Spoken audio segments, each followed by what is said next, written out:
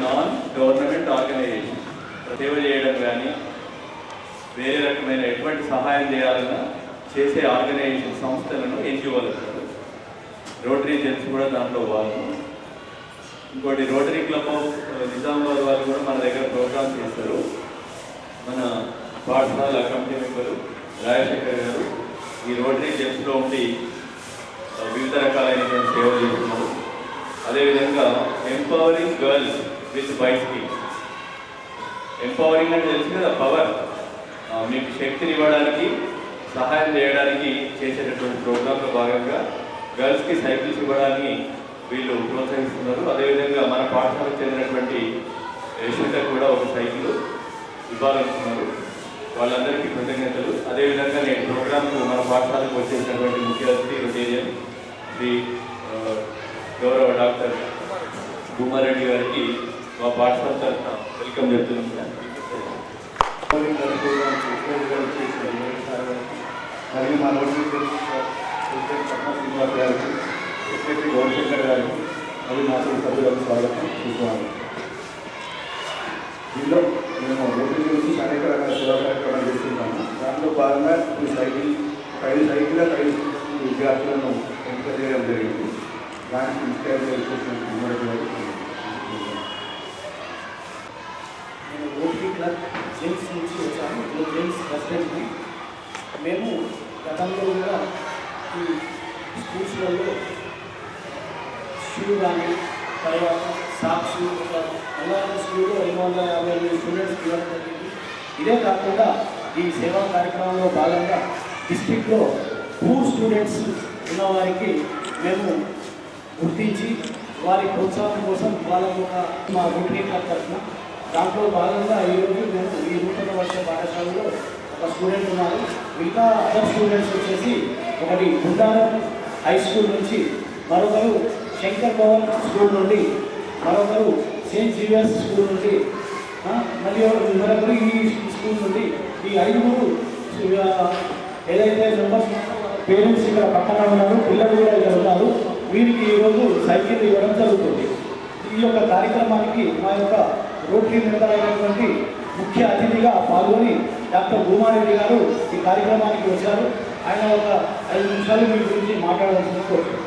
మంత్రి ఎన్నో సేవా కార్యక్రమాలు తీసుకుంటుంది. అందులో ఈ భాగంగా స్కూల్ స్టూడెంట్స్కు 5 సైకిల్స్ పంపిణీ చేయనున్నారు. మీకు చిన్న మాట, ఈ గవర్నమెంట్ స్కూల్స్ చదివే వాళ్ళు వేరే వాళ్ళకు చిన్నతనంగా భావించదు. నేను కూడా పల్లెటూరులోనే చదివాను, ఎస్ఎస్సీ వరకు. అందులో తెలుగు మీడియంలో ఇక మీరైనా నిజామాబాద్ అవుతున్నారు, మీరు అదృష్టం అవుతుంది.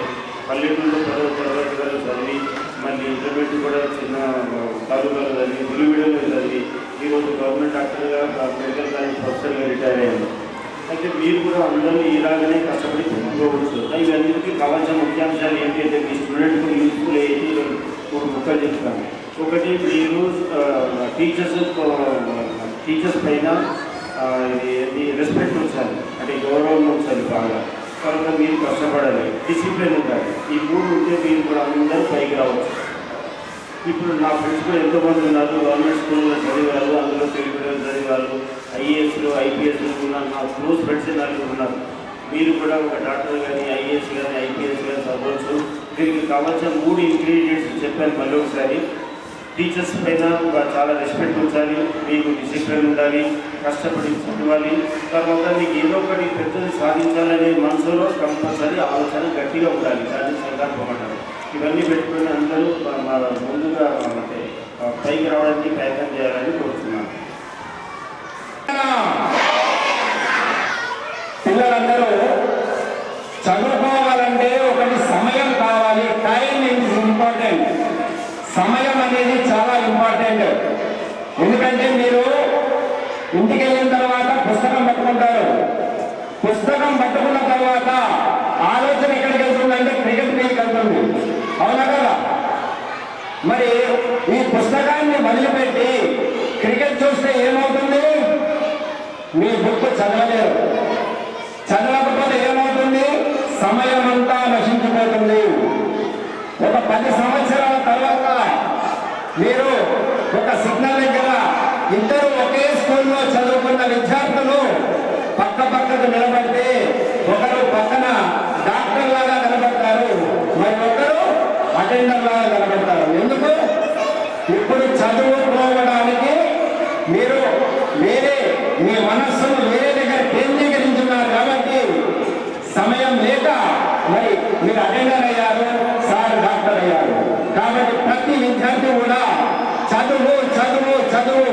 మీరు ఒక 5 ఏళ్ళు కష్టపడితే మీరు అభివృద్ధి చదివి మరి ఎన్నో మరి ఈరోజు ప్రైమ్ మినిస్టర్ అబ్దుల్ కలాం గారు మీరు గుర్తుంచుకోవాలి. అబ్దుల్ కలాం గారు చిన్నప్పుడు రామేశ్వరం గ్రామంలో మరి వాళ్ళ అమ్మ ఏమీ లేదు వాళ్ళ ఇంట్లో, మరి ఒక చిన్న లైట్ కింద కూర్చొని 2 రొట్టెలు చేస్తే ఆ రొట్టెలు తిని మరి భారతదేశానికి రాష్ట్రపతి అయ్యారు. వారిని గుర్తించుకొని మీ రోజు గట్టిగా చదవాలి. చదువుతారు కదా? ప్రామిస్.